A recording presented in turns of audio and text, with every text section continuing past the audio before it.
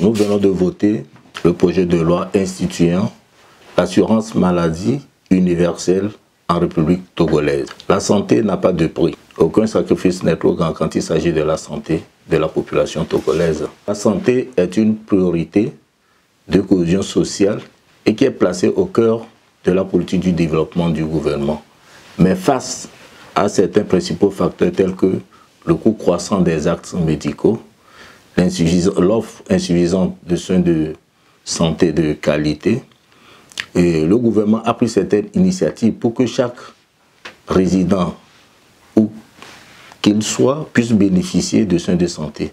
Et parmi ces initiatives, on note l'Institut national d'assurance maladie, et le programme SCOL Assure qui prend en compte les écoles du secteur public.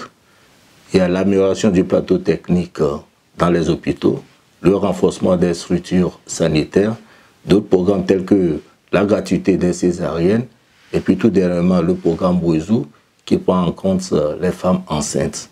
Mais ceci est toujours limité parce que toutes les couches ne bénéficient pas.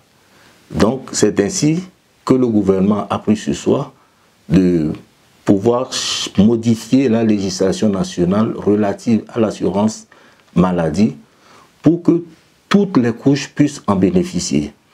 Et ce projet que nous venons de voter institue un cadre légal et institutionnel d'une couverture santé universelle dans l'esprit de l'ODD 3. L'ODD 3, l'objectif de développement durable 3, vise à améliorer la santé procréative maternelle et, je dirais, infantile, et la réduction des maladies transmissibles et non transmissibles, les maladies environnementales et mentales. Le cadre juridique maintenant est élargi. On peut étendre cette assurance maladie maintenant à d'autres couches. Ce qui est vraiment innovateur dans ce projet de loi que nous venons de voter, c'est que ce projet maintenant constitue un système global, cohérent et intégré, qui est composé d'un régime d'assurance maladie obligatoire et d'un régime d'assistance médicale.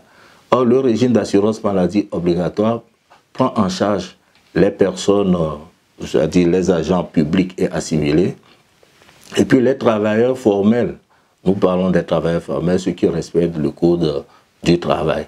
Par contre, le régime d'assistance médicale prend en compte toutes personnes qui seront dans les capacités de contribuer à l'assurance maladie obligatoire.